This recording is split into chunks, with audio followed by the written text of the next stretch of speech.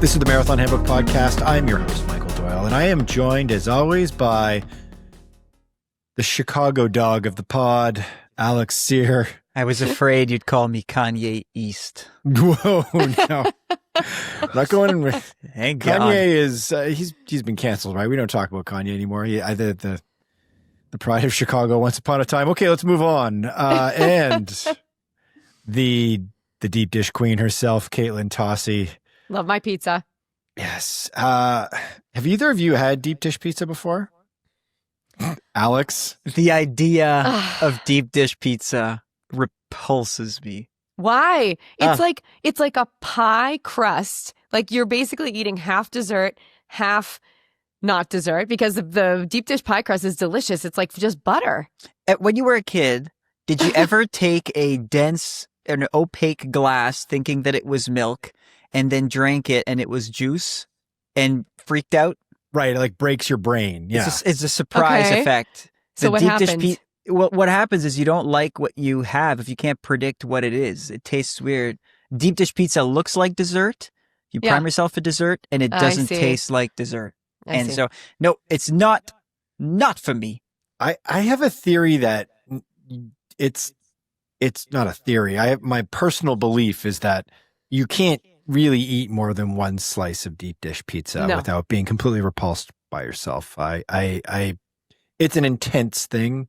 It's neat to eat one slice, and then after that, I'm done. It's like it's extremely filling, like any pie would be. It's extremely filling, but it would be like eating delicious. 2 pieces of pie. I mean, you just wouldn't do that. Yeah, it's kind of like a quiche, which I also don't care for. It is like a quiche. I eat quiche on a weekly. I love quiche. I make my own quiche. Yeah, you make your own quiche. Yeah, wow. I make the dough. Hey, I'm gonna be up in your place for a week, Michael. I'd be happy to make you a quiche. There you go. After we descend upon Chicago for 4 days, Katelyn is flying directly to Toronto with us. Yep. And hanging out in my house for a week. We're gonna do some Toronto Waterfront Marathon stuff all week next week. And it sounds like I'm getting myself a homemade quiche. You got it. Process. I love it. Okay, that's good. Chicago dog. I mean, this pod has started off really well. We're going to talk about the Chicago Marathon. I promise. Chicago dog. You guys ever eat one of those before? You know what it is? I think we did this last year. Last year when we did the preview, I quizzed you guys about what's on a Chicago dog, and we failed miserably, if I remember correctly. And I would fail again. It's a weird collection of things. What is it? There's like relish. There's relish. There's pickles. Are there potato chips? No, I don't think so. There's pickles. There's mustard for sure. There's no ketchup. I know in Chicago it is verboten to put ketchup on your hot dog. Like if you go to a vendor and you're like, do you have any ketchup? They're like, get out of here. Like you're in Chicago. No ketchup on a hot dog. Okay. No, it's a no ketchup zone. Okay.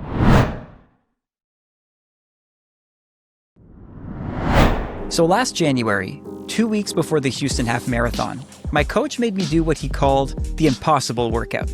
30 minutes at threshold pace, followed by 1 kilometer of kicking, even faster. All of it at half marathon pace, which for me is about 4:56 per mile. You had to slide that one in there, didn't you, sir? My point is that running on frozen roads near my house in Toronto to do this workout sounded daunting, and going to some gym and running on a regular treadmill sounded even worse.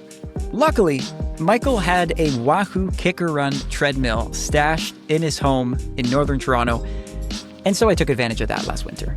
So that's why you kept coming over to my house all the time. I mean, I also came for the company. Sure. And mainly for the Kickr Run's run-free mode, where the treadmill uses sensors to adjust its carpet speed so that it can respond to your running speed in real time. So it responds to you, and not the other way around. Now that was helpful for the workout's kick portion, so I could accelerate naturally without having to worry about pressing buttons all the time. The treadmill also comes with the lateral tilt feature, which will simulate the angles of running on a natural terrain. So every step is not the same, which is a good thing. And it's kind of like if you're running outdoors. And bonus, the Kickr Run connects with a laundry list of third-party apps, including Strava, the Wahoo Run app, and Zwift, so you can run free in Watopia. It's quiet, simple, and effective. The treadmill follows you and not the other way around. It's available in the US, the UK, Germany, and Austria. And now you can get a free Headwind smart fan worth $319 when you order the Kickr Run from Wahoo Fitness using the promo code MHRUN. That's all one word, MHRUN. Take our word for it, as well as the professional athletes that use it, including ultra runner David Roche, triathlete Chelsea Sodero, Olympic gold medalist Cole Hawker. And now, me. Okay, let's get to the show. Okay, pivoting on to something called the Chicago Marathon, which we're going to talk about for the next little bit here.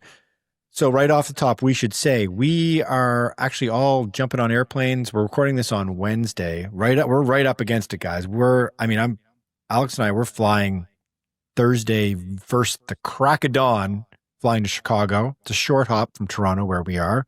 And Katelyn's making the labyrinthian voyage, exactly.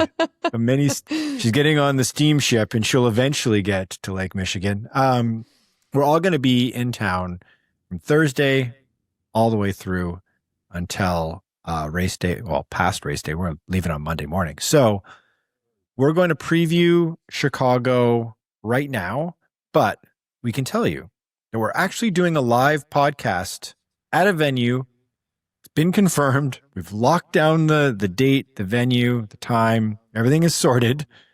And so we're going to have a special podcast. It's going to come out. I think we're going to get it out on our feed probably first thing Saturday morning, and we'll include it in the Saturday morning newsletter. If you don't subscribe to the newsletter, by all means do so. marathonhandbook.com/newsletter. Yeah, we'll put it in the show notes as usual. And that'll be fun because we're going to do a live show. It's at the Fine Arts Building on Michigan Avenue, 410 South Michigan Avenue. So it's actually really close to the start-finish line. It's like pretty much across the street from the Art Institute of Chicago. It's a beautiful building. We're going to be on the 7th floor in what's called the Little Studio, because they also have a gigantic theater, which one day we will graduate to. But for now, we're in the Little Studio. Little Studio. You can fit 30 or 40 people. It's going to be a free event. We're doing it from 2:30 until 4-ish. We've got a Nike race to attend Friday night. We've got a relay race to attend. Guys, can we talk about that? We need our comeback from the squad race. Yeah. So, okay. For those of you who have not been listening for a long time or watching for a long time, at the running event last year in Austin, Texas, which is basically like this big running conference that every brand shows up and they show us all the shoes that are coming up in the following year or two. It's a very fun week. Mm-hmm. The Swiss company On hosted a very cool event. It was very cool. In a above ground parking garage. It was a relay race. And called Squad Race, I believe. Mm-hmm. And Alex is just like, he's like, why are we talking about this? Can we please not talk about this? I think we were winning. No, we were doing, Michael, I was like, if I pull a hamstring, if I blow a calf, I don't care. Katelyn went to the wall. I am not going to lose our position in this race. And we had our stud, our elite athlete, Alex Sear, Mr. 105 half marathon, 30-minute, sub 30-minute 10K guy on the line to anchor the leg. And he went in the wrong direction. I was, let's say, misguided. You were told to go the wrong way at a critical in the time. garage. It was a very a Byzantine structure, that parking garage. Mm-hmm. You could go in many different directions. Yeah, the result was me taking the baton in first and then crossing the line in third, looking like an idiot in front of our godfather of Marathon Handbook, Andy Burfoot. It was he's like, you clowns. Top 5 worst days of my life. Yeah. So anyway, we've got Nike's hosting a relay event on Friday evening in Chicago. And we have entered a team. We have entered a team of 3. It's the 3 of us and our video producer, Kosuke. He's going to be our substitute if one of us chickens out. Otherwise, he will be collecting content for us. Mm-hmm. So we'll make sure that we share that. I think we're going to put together a pretty neat, like weekend experience in Chicago kind of vlog style video for our YouTube channel obviously after we finish Chicago weekend. We'll put that together. So keep an eye on our YouTube channel for that. And then we'll also post a reel about it, I'm sure, as well. So that'll be fun on Friday night. Yes. So podcast 2:30, 4 to 4 p.m. I have sent out a Google form link that you can fill out to anybody who's interested in attending. It is a free event. We've got limited space because obviously we're in the little studio. But if you are listening to this and you're like, I'm going to be in Chicago, totally forgot to email you guys about this, email us at podcast@marathonhandbook.com and I will send you the link for the Google form. Or if you just tell me like, I'm interested in coming, you can bring a +1 if you want. Just let me know who it is. I'll either send you a link to the form to fill out, or I'll just respond to you and say like, here's the details. See you on Friday. And we're also going to do a shakeout run, very low key, informal. I think we counted 28 shakeout runs over the course of the weekend that we've identified, which is madness. We're going to keep ours pretty low key. It's not sponsored by anybody. It's very relaxed. Just hang out with us. Just come hang out with us. And we're just going to run about 5K. Can chat with the three of us, and Kosuke, our videographer, is also going to be coming with us as well. He is probably the fastest runner over 800 meters of all of us by 100%. A long shot. Yeah. So that we're gonna do that one on Friday morning. I know not everyone's getting in town on Friday morning. It's gonna be Friday at 7 a.m. We're gonna meet in Grant Park. We're gonna meet like literally across the street from the Hilton Chicago, which is in fact the race hotel. So that's where the press conference is and all that sort of stuff. It's sort of right in the heart of things, basically right across from where the start finish line is in Grant Park. But we're just going to meet at the water fountain right across the street from the Hilton.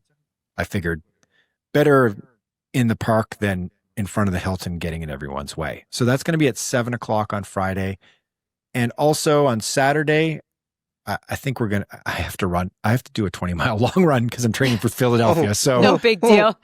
So I'm going to be tucking this in very early, but let's just say there'll be an informal invite to anybody listening. If you want to join me and run for a little bit, that would be lovely. I think Katelyn and I for sure are going to put in about 10 miles. So I just signed you up, Katelyn, for 10 miles. I'll be there. So we're going to be doing that again around 7 o'clock. Maybe we can meet closer to the expo, to the convention center where the expo is on Saturday morning. And that way we can drop you off in front of the expo and you can go pick up your bib and that sort of thing on Saturday morning at 9. We can arrange that. Just ping me, email us, podcast@marathonhandbook.com, and we'll make sure that you're looped in on everything. All right. So, guys, a lot of stuff going on. There's a lot of stuff going on. It's going to be a really fun weekend, guys. Yeah. There's so many, this is the neat thing about marathon majors is they've sort of turned into almost week-long, at least long weekend, 4-day weekend length running experiences. They're not just parachute in on Saturday or Friday night, run the marathon Sunday morning and get out of town. There is so much more going on now. Every brand has got something going on. There's a million pop-ups.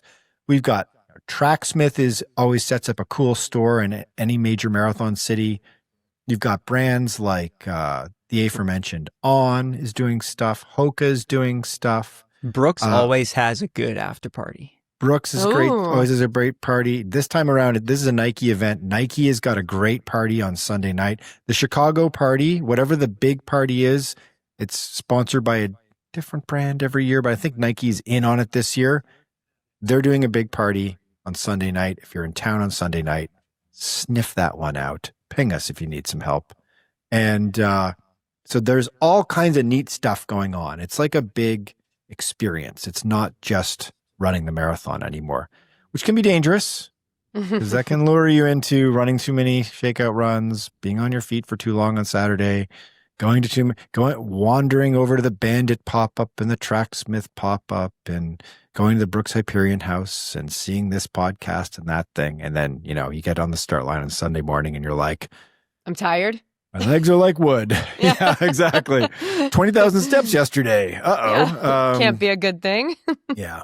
So we're gonna keep this one tight today because we're gonna be talking on the ground in Chicago on Friday, hopefully in front of some of you. And if you are coming, cook up some questions. We're gonna do a little like open-ended Q&A style for a big chunk of the podcast so we can have a conversation.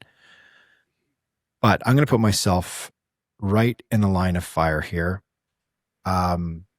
Let's turn this one into, I can't believe I'm doing this. Can't believe I'm turning this over to you guys, but let's kind of turn this into an Ask Me Anything. And by Ask Me Anything, I mean me. Oh boy. And the reason why that is that thinking about this podcast, I was like, oh my God, I've run Chicago 5 times. I don't know how or why. In fact, ask me that and I'll try to cook up an answer, something coherent. But I have run Chicago 5 times, guys.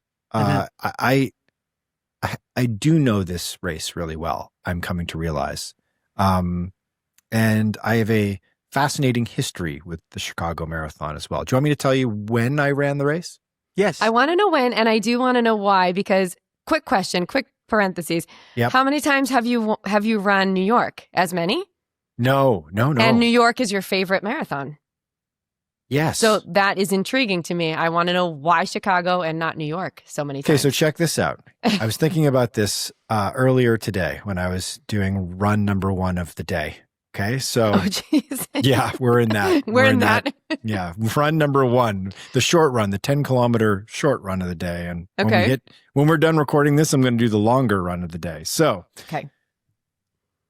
first Chicago, 2010. It was my second ever marathon. And also my biggest failure. Okay. Walked 1/3 of it. Stubbornly was like, you've listened to the pod before. I've mentioned this in the past. I was like, I'm getting that goddamn medal and I am not giving up on this. I am finishing, which was kind of a stupid walking or crawling. However, horrible, I like that attitude. Horrible though. side Don't stitch. DNF. Yeah. No DNFing. Yeah. I don't know if I've ever DNF'd a race. Oh, I got not a road race. I got sent off. Yeah. There's also, don't say too much. Don't say. There's a vlog coming out, isn't there? That's right. Yeah. You've been promising that to us for a long time. I'm sorry. So that's race number 1, 2010. Race number 2, 2013, where I ran my PR. Mm-hmm. So my fastest ever marathon time, 2013. Okay. Chicago number 3, 2018. And that is where I ran probably personally one of the most, if not the most gratifying run I've ever done, but it was not a run for personal performance. I can get into that in a second. Chicago 2022, 42 years old. It had been a while since I trained really hard. Got my act together, ran my smartest race, slight negative split. And if you were to age grade it, my fastest time ever. Hey, but I don't play that game. I don't play that game. I'm sure you don't. Yeah. But I still ran a really great time. And it's probably the race I'm most proud of in terms of like executing everything all the way through the training, all the way into completing that race in a really smart and strong way. And then I ran Chicago for the 5th time last fall, 2024. It was the grittiest, hardest, decent performance I have ever done in my life as a runner. And I felt like I gutted that one out. And I'm very proud of the fact that I did that, but I found it very hard for a lot of reasons. So there's my history with the Chicago Marathon. Well, it's been there's such a variety of experiences that you've had. Mm-hmm. Yeah. Yeah. And so I've got this like weird relationship with this race. And the race has also changed quite a bit in the last 15 or 16 iterations since I first ran it in 2010.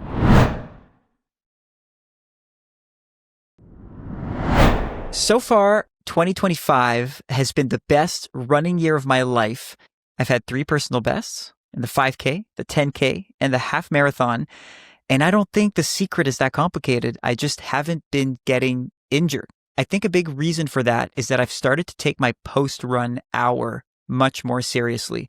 So instead of sitting on the couch, eating empty snacks, and watching reruns of The Office, I've been taking Momentous Creatine. So it's become a bit of a habit. I take it after my run. I like their flavorless white creatine powder. It dissolves in a glass of water. Sometimes I put it in a recovery beverage, and I have it after the run.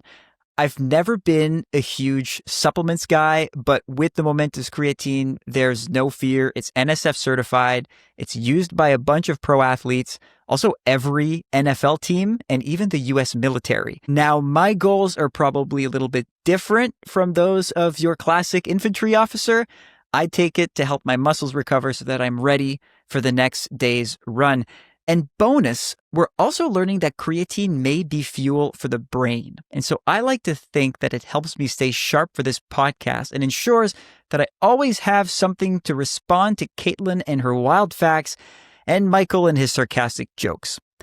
Right now, Momentous is offering our listeners up to 35% off their first subscription order with promo code Marathon. So go to livemomentous.com and use promo code Marathon for up to 35% off your first subscription order.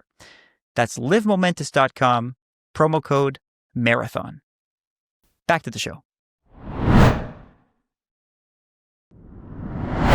So inherently, Chicago is not a race that we talk about a lot when talking about strategy and how to run a certain race. That's Boston. Because Boston is so technical that it seems like you could just run into a runner anywhere in the world and the conversation could go towards marathoning and how they did Boston and what's the best way to do Boston. We don't talk about that for Chicago, but I sense that this will be on the minds of a lot of listeners. How to best tackle Chicago. You tackled it while not being at your fittest last year, I remember. Like you kind of entered the race a little bit apprehensively. You tackled it arguably at your fittest ever and a few things in between.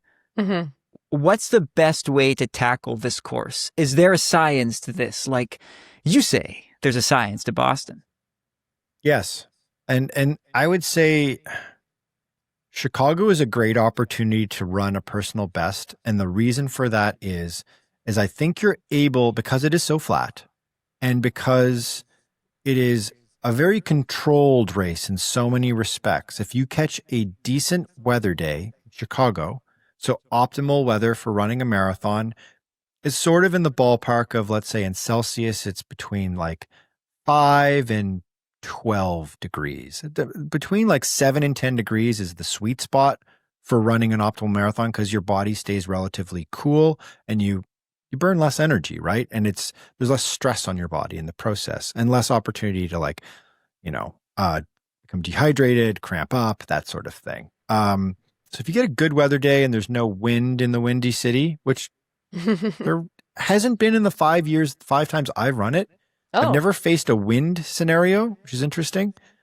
Then what you can do is if you can calculate your fitness honestly going into that race and you catch that nice weather scenario, you can just focus on your splits, run very evenly and run without fear of hills or any complications in the second half and run a personal best without much worry as long as you're really ready for the marathon, right? So that's my thinking with Chicago. Now, Chicago is an interesting course because it's basically you do almost kind of like a big X or a big T, basically, where you start in Grant Park, which is the big, giant, beautiful park right by the waterfront in the center, smack dab in the middle of the city. You go north, cut through Millennium Park, which is basically a offshoot of Grant Park. And then you go through the heart of the city, you cross the Chicago River, and you go up into the kind of fancy neighborhood, the kind of like Tony neighborhood, where all the great shopping is and that sort of thing. The Magnificent Mile is what it's kind of informally known as. And you run all the way up to like Wicker Park area, then you come back down, and then you head west inward away from the lake, and you come back towards the center again, close to where the start finish is. And then you go south all the way down to Bronzeville. And then you come sort of south side of Chicago and then come back all the way up and finish basically where you started, a couple hundred meters away from where you started in Grant Park. The challenging thing about that is you're going in all directions, right? So you keep coming back to the center. You come you come back to the center multiple times. So you're so close to the finish line a few times. So that can be a bit bewitching. Because you kind of like feel like you're close. You know you're close, but you're not done. Yes. And the really challenging part of this race, I mean, unsurprisingly, is I'd say about like literally mile 20, 21, you start turning towards your final descent into the south side of Chicago. And then so like mile 20 all the way to mile 26 it's a tough stretch. It's a tough stretch because you're going away from the finish line for half of that. And then you turn around and you got to come back. And you're seeing a lot of people coming. It's a big boulevard for most of it. So you're seeing a lot of people going in the other direction. And you're just like, oh my God. And you're like trying to figure out where the turnaround is. You're like, I got to keep going. I got to keep going. And there's a very quiet section of that last chunk of the course that you have to really focus because it's a kind of an old industrial section. There's not as much a crowd anymore. And you're starting to suffer, right? Because the last 10 kilometers of the marathon. So that's where it can become very tricky and very psychological. But Alex, ultimately, it is a smoking hot course if you are fit and you know yourself and you know the time you're going for. So so for the people who have never run Chicago before, you know how in Boston, when you see the Citgo sign, Fenway Park. Okay. Yeah. So you know you can go under the bridge, like you know you're going to take the left onto Boylston up a little ways later. But when you see the Citgo sign, that gets people excited because you're not done yet, but you're getting there. Is there a similar landmark that people should look out for other than that turnaround? Is there something else that they can say, okay, I'm getting close, or something else during the course that people will kind of recognize? Because I think that might motivate new runners. Like if they're on the lookout for things, around this mile, there's this, around this mile, there's this. When you see this, you're just about done. Anything that sticks out to you like that sign in Boston? Well, I'd say there's 2 points. One, the last time you cross the river. So you cross the Chicago River is this kind of crazy river that has kind of like a big squiggle and a Y, and it spills out into Lake Michigan. Right, that sort of separates the two parts of the downtown core. You cross a bunch of bridges. They're not crazy bridges. This is not like New York where you're going over like huge motorway bridges. This is short river bridges. You cross it 1, 2, 3, 4, 5, I believe six or 7 times. I think 6 times. Wow. So the last time you cross the river is at mile 21, which is when like it's getting real, right? The race is getting real. So remind yourself that you could count the number of times that you cross the river, and that last time you cross the river at mile 21, it's like there's no turning back now. You're all in. This is when the marathon gets very hard. It's what you're trained for. It's what you run the long runs for. And then I would say that in terms of like triggers for me, it's not a building or a spot. For me, it's when you are turning. You make this kind of big, not a hairpin, because you have to like go down to one end of a boulevard, cross, and then come back up to Michigan Ave, to Indiana Ave, and then you're sort of back up on Michigan Ave. When you do that, and that is just at about 23 miles, that's when you make that turn, it's like, just tell yourself, I only got 3 miles left, right? It's like, it's a long 5K home, but you're going to start to see more and more fans. You're going to, more spectators on the side of the road. You're going to be coming back into like the hardy part of like the downtown core again. You're going to see the convention center to your right where you went and picked up your race bib. You're going to be wondering like, why the heck did I do this? But then you're going to get into the last few kilometers of the race.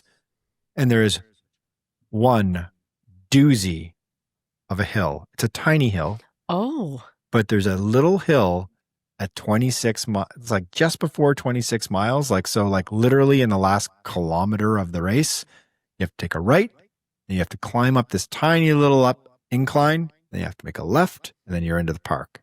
And that tiny little incline there for a couple hundred meters is just like, it feels like Heartbreak Hill for a second there, but it's very, very minor in the grand scheme of things. You just got to march up it and then you're in the park and then you know you're there. Then you're done. And okay. Then you're done. Couple hundred meters, straightaway stretch, you're done. Okay. So. Yeah. Okay. I don't want to diss this little hill, but it doesn't sound like that would be the answer to my next question. And if so, Sure. Wow, I guess I will be underestimating it if that's the case. Is there a common pitfall? Is there a kiss of death with the Chicago Marathon? Is there a common mistake? Is there a trap? A trap. Something that screws many runners over that they don't expect. In Boston, you might say that it's going out too fast, or it might be Heartbreak Hill. Does Chicago have an equivalent, a silent killer? Yes, I'd say that there's a couple of things. We've gotten a lot of emails from our audience in the last month or so. And many people doing Chicago, many people telling us that it's their first time running a major and they're terrified. I would say there's a couple of things. One, it's a really big race. And I think if you've never run a really big race before, like a really big race, and the way they set things up in Chicago, so London, for example, which is often annually the biggest race in the year for a while, it's usually like 50 to 55,000 people. London has all these different starting areas. So you're not starting with the 55,000 other people. You're starting in a pod of like 10,000 or 8,000 people. And then you're slowly merging together onto the course over time. So you're actually running a bunch of different courses when you think of it. Chicago, everyone's there in the park, in Grant Park. All the corrals. If you're like, I have been fortunate enough to be up in the A corral at the very front, kind of behind the elites, in my 5 times running it. And you look back and you can kind of see all the way down, and it's this giant sea of people. That's so cool. And it's very cool. But once the start horn goes and you start running down the big boulevards of Chicago, you realize that there's a lot of people running with you. And crowded. So it's an overwhelming experience. It's something you're not used to. And I find that's the first trap. I think the second overall trap, we can talk about the weather here in a second, Katelyn.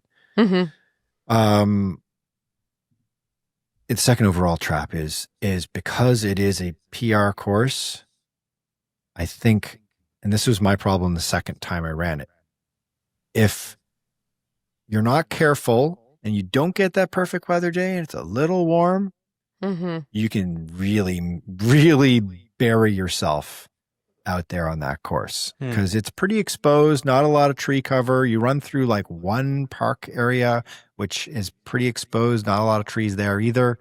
You're running big wide city streets in Chicago. There's not a lot of shade. And so if you get anything above those optimal temperatures and you're unwilling to give up a little bit of time in the first half, you're going to pay the price. And it's a hard race in that respect. Right. Did you ever have to do that in Chicago? Did you ever hit a year where it was too warm or the weather just was off, where you had to readjust your expectations, or did that not happen to you? I seem to like fortuitously skip the really bad years because there's been some quote unquote hot Chicagos. I've like somehow managed to I didn't go in 20. I think it was 2011 was a really hot year, like a really hot year. There's been a couple instances where they've contemplated canceling the race, like mid-race, right? Wow. Because it's gotten so warm. It's gotten, high 20s or whatever Celsius. So in the, like, basically, near the like mid to high 80s. In the 80s, Fahrenheit. yeah. Yeah. Which is really tough with high humidity because it's on a lake. Right. 2010, the first time I ran it, was not optimal. And it was like just a little warmer than what I'm comfortable with. And I ignored it, and I probably should have. And even last year it was just a little warmer than those optimal performance temperatures, and I think that was part of my suffering. So that's been the instance where I've personally struggled. Mm-hmm. I'm going to put you on the spot with this question because I think this is a tough one to answer. Okay. I think I already know what your worst possible moment in overall was in Chicago, and if it's not you walking part of the course, I would question why that is. But I don't know what your best Chicago moment has been, and everything is on limits here. It can be inside of the race, it could be right in the finishing chute, or it can be something about the weekend, because like we said, it's a festival of sorts. It's a whole experience. And so if you say that it happened on a Friday 5 or 6 years ago, I wouldn't judge it either. So what's been the best single moment for you at the Chicago Marathon? I got a few. So one was in 2018. I mentioned there's a year where I didn't run with my own personal goal as the focus because I was running in 2018 the Philadelphia Marathon, actually. But my good friends at Nike, I was running with a group at the time that was sponsored by Nike. So it wasn't the Nike Oregon project, if anyone was wondering. Well, yeah, of course it was. No, no, it was not. He could have. He just chose not to because he didn't agree with it. I dodged that one. No, I was neither good enough nor interested in that. So yeah, I was running with the group. We got entries into Chicago, and a bunch of my training partners were running it. I decided I was going to come and cover it as a journalist, and I was like, I got an entry, and I did the thing that I don't normally recommend doing, which is running a marathon and training, because it's just too much recovery, too far to run, kind of a bit of a clowny. Risky, a bit of a clowny move. But I put on the clown suit and went out there and ran the race. And I didn't really have purpose going into it. I was like, I'm just going to run this marathon. I'm going to run it like long run type pace, I guess. I don't know what I'm going to do here. A bunch of marathon pace in the second half. I was like, that's kind of a jerk thing to do, like passing people in the second half. It's kind of not cool, right? So I was like, okay. And then I partnered up with one of my training partners, then girlfriend, now wife, Carrie. Shout out to Carrie. Don't think Carrie listens, but shout out to Carrie. And Carrie was trying to break 3 hours for the first time. She trained like mad all summer. She was fit. And she's like one of the toughest people I've ever run with. And I ran with her and paced with her the entire time. And I think we ran 2:58. She puked at the finish line. She was passing dudes left and right in the last 10K. She was just like, it was nuts. It was an emotional, visceral, incredible experience. It was one of my most fun running memories, was like watching her execute the last 10K of a marathon and crack 3 hours in the marathon, which is a really hard thing to do. And she gave everything to it, negative split, the whole bit. It was extraordinary. I like going from purposeless to like absolute purpose in a race. I got more out of that than many other races I've run for myself. So that's one. And then just executing my own race really intelligently in 2022 and being like really proud of myself for doing it would be the other one. Yeah. Okay.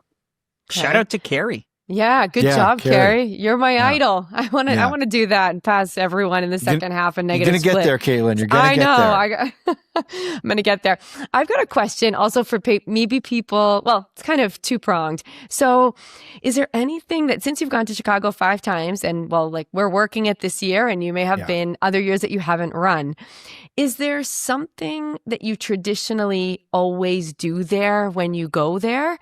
Maybe it's race related or not race related, but something that you always have to hit, whether it's a restaurant, a museum, something that you always have to do.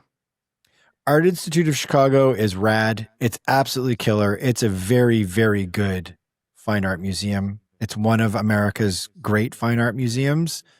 They've got a great pop art collection. That's a good, and whatever they've got on view at the time is fun and worth going to. I've said this in previous podcasts. It's like my secret hack is the day before the race, I go to a art museum. It's air conditioned. There's plenty of places to sit because old people go there. And people go there and sit and take in the art. There's a lot of water fountains. You have to kind of be quiet and respectful. Mm-hmm. They control the amount of people in there, so there's not huge crowds typically. It's like, it's my move. Either that or I go to a movie. So Art Institute of Chicago is a must do. And I really, okay, you guys know me. What's the first thing I'm going to do when I go to Chicago on Thursday? Bookstore. That's right. Yeah. I'm going to go to a bookstore. There's a place called Exile in Bookville, which is a great play on Exile and Guyville, a Liz Phair album from the 1990s. Awesome independent bookstore. It's in fact in the Fine Arts Building. And it's the reason why we're doing our recording in the Fine Arts Building on the 7th floor. As I contacted them and I was like, hey, you do like book signings and author events and that sort of thing. Like, where do you do them in your building? Can we rent your space? And they're like, we do them on the 7th floor. Contact the Fine Arts people. And I was like, cool. And that's why we're there. So I recommend, if you're a book nerd, go there. They have like a lot of signed first editions. It's a great collection of books. It's an awesome indie bookstore. There's a ton of good restaurants in Chicago. Chicago's like it's a big city. It's a lot of good spots, a lot of great places to eat. I don't have one particular, was it Pequod's? That's the famous deep dish pizza joint in Chicago. I think there's like there's a couple of them and people argue over which one's the best deep dish. Mm-hmm. I think Pequod's, I believe, is what it's called, named after the Moby Dick, the boat in Moby Dick for some reason. Yeah. So there's my recommendations. Okay. I thought you were going to say get a beer, but. Oh. We're definitely getting beers. Don't worry about that. No, like the things that he does. Like there's some things that are too mundane to be said. Like having a beer, freaking out at Alex because he forgot a piece of tech and now we got to go buy it at Shoppers Drug Mart. That's right. I see. Going for a run. Michael. Yeah. Now that we're all romantic about Chicago and we've been talking about Chicago and we're getting excited, where does it rank on your list of majors right now? Are we today? going to? We're power ranking? Are we going to power rank? I mean, I don't know. I'm just throwing it out there. I think this is a good idea. Okay. Yeah. Okay. Yeah. No. Now that you've sent me down memory lane here, and I'm like, oh, Chicago's kind of great. It's kind of a great. It's a big city. It's not New York, but it's a cool city. I love it. It's got character. It's got neighborhoods. Got a lot of great bars, a lot of wonderful restaurants. It's got a good art scene, great music scene, great experimental music scene. We won't go down that. Like some great bands, Tortoise, Wilco. There's some like great Chicago bands. Okay, let's power rank them here. Oh man. Do one of you guys want to go first? I have to like get a pen and paper here. Alex did this on purpose because he knew Michael was soft for Chicago right now. Yeah, because I think what we should do, Alex, you and I should rank it before this weekend, and then we have to rank it on Monday. Oh, that's good. Okay. Because the experience, I've never been to the Chicago Marathon. I've just like passed through Chicago once, heading up to Marquette, Michigan or something like that. Like I've stopped there and then just to go somewhere else. So I haven't really had a lot of time there. So I'm excited to see how I feel now and then how I feel on Monday after we've had this amazing, incredible experience all together there this weekend. Okay. I've got mine ranked. You guys ready? Yep. Shoot. Tied for number 6, 7. Tokyo and Sydney. I think it's a tie right now. Okay. Because there's a little afterglow. I'm like, okay. I'm Sydney curious. I've always wanted to do Tokyo. No knock on Tokyo. Maybe the top city in the world I want to visit. But right now, 6, 7. Just what I'm doing is I'm thinking about it in terms of myself, but I'm also thinking of it in terms of its presence as a marathon for runners globally. Okay. Right. Okay. So that they're tied. Number 5, Berlin. The hot Berlin did not help Berlin this year. No, it did not. There was a lot of like negative feedback about Berlin from those running Berlin, which is tough. Number 4, Chicago. Okay. There it is. All right. Number 3, Boston. Number 2, London. Number 1, the New York City Marathon. I'm not budging on that right now. Okay. Okay. Katelyn Alex? can... Okay. Oh, you want me to go? You go. I have mine. Do you have yours? I got it. Then you go for it. Okay. I still have Sydney at 7, Tokyo at 6. And I do rank mine the same way Michael does. It's for the, right now I'm ranking it on the experience, like in general for the public. Chicago's 5.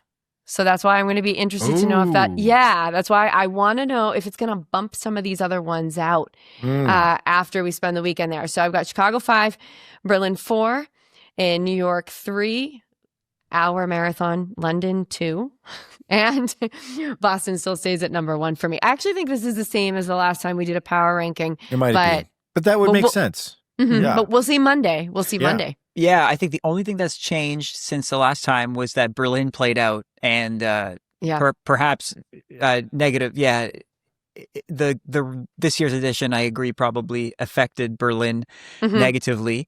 I'll also rank based on experience. Now, I've said this a bunch of times before. My 2 rankings are so different. I think Chicago would be one of the very first marathons that I would want to do myself because it's close to home and it's fast. And I know that when I start in the marathon, I'm going to be going for speed right away. But I'm going to go off experience and like entire race week. So not the one that I think I will run first, but just overall. And my podium is impenetrable at this time. I looked at my last few rankings and it's always the same. So I'll actually start with that because that's probably the least exciting about what I'm about to say because I always pick the top 3. They're always the same. So London is my 1. It has a pull on me. Boston, I fall in love with it every year that I go and I'm not even racing it. And I fall in love with this. So that's my number 2. Hey. And New York City, I know is a beast. So that's my number 3. Right now, I have Tokyo at number 4. Whoa. Okay. I'm just convinced that we don't know everything about Tokyo. Right. And that if we were to go there, we would be blown away by the organization, which I hear is stellar, by the city itself, which I've always wanted to go see. There's probably a lot of magic that I think gets lost in translation. And so I think Tokyo would be my 4. That said, Chicago is number 5. For me. Okay, same for me. Just leapfrogging Berlin because of the weather thing. Like they're the 2 fast marathons. I think right now Chicago's faster just based on the fact that it's not going to be, hopefully, 75 degrees Fahrenheit or 80 degrees Fahrenheit. Right. Sydney 7, it can't, like, I just need to see more. To me, it hasn't established itself yet. And same thing as Tokyo, right? There's probably a lot about Sydney that we don't know. And it hasn't been around for too long, but like, what is it about Sydney? I need to see more for it to climb anywhere but 7. So yeah, right. Okay. There's our current power rankings. I wonder. I'm curious, and we'll do this. We'll either do this during our live recording on Friday afternoon in Chicago, or in our instant reaction podcast that we're going to do on Sunday afternoon as Chicago Marathon is finishing up, because we're going to do one of those as well. I'll have to pick your brains about how you feel about it, whether or not it's moved the needle or not, whether the experience has compelled you to have Chicago rise in your very subjective power rankings of the World Marathon Majors. Okay, so I think we should wrap it. We can wrap this here, because we are going to be doing, as I said moments ago, a live recording from Chicago. We're just going to have fun. We're going to talk about what we're seeing on the ground in Chicago. If you're not able to, obviously, if you're not racing or Chicago, you're not going to be there for the weekend. We'll try to give you like a sense of what the vibe is like and what we've seen thus far on Chicago Marathon weekend. And what we're most excited about. I think we can talk a little bit about the elite field as well. We talked about the elite field when it was announced. It's fascinating, the elite field. I think there's some really compelling storylines. I think you might see an attempt at a world record. Yes. Maybe. I think so. I think we're going to see a new Nike shoe on some athletes' feet we discovered this week. We'll talk about a little bit. Yes. And whether or not we're impressed or disappointed, maybe. TBD. They run fast in it. Super exciting. We'll talk about some of the stuff that we see Nike doing there, because this is a Nike race. So we're gonna make a trip to the the big flagship Nike store in Chicago, which always has some really cool stuff going on. We're going to go to the pop-ups that they've got going on, doing a big release around the Vomero Premium, that gigantic, like, I don't know what, the moon boot that they've created. We're going to go to the lab that they've got set up for it in Chicago, and we'll talk about that as well. And then we're going to do an instant reaction. We're going to do our live watch-along show, which we will send a link to the live watch-along show in the newsletter. So subscribe to the newsletter for that. And we'll put a link in the show notes here once we get that generated. Basically, what we're going to do, we've done this for Boston. We've done this for previous races. We did this for London. We've done it for Berlin in the past, where what we're going to do is we're going to provide to you a second screen experience. We're going to be watching the Chicago Marathon live in Chicago, and we're going to live stream our watch along show where we are going to talk about what we're seeing. We're going to provide some added insights. We're going to up the game a little bit this year, I think. I've been game planning this with Kosuke, our video producer. And I think we're going to roll in, we're going to fold in some stuff from we see in Chicago. We're going to shoot some stuff over the course of the weekend. We're going to fold it in, like what it's like to be in Chicago. We're going to give you the experience of like what it's like to be in Chicago from a lot of different dimensions. We're going to talk about the elite race. We're going to talk about all the stuff that we saw, all the pop-ups, all the shakeout runs. If we see any celebrity pop stars that happen to be like surreptitiously running the event, things like that. If we won the relay race. If we won the Nike relay race on Friday night, we'll show the trophy off. But we're going to provide a second screen experience because we know that like the live stream of the race is one thing and it's fine. The NBC Chicago live stream, it's okay. It's done by the local news affiliate. It's fine.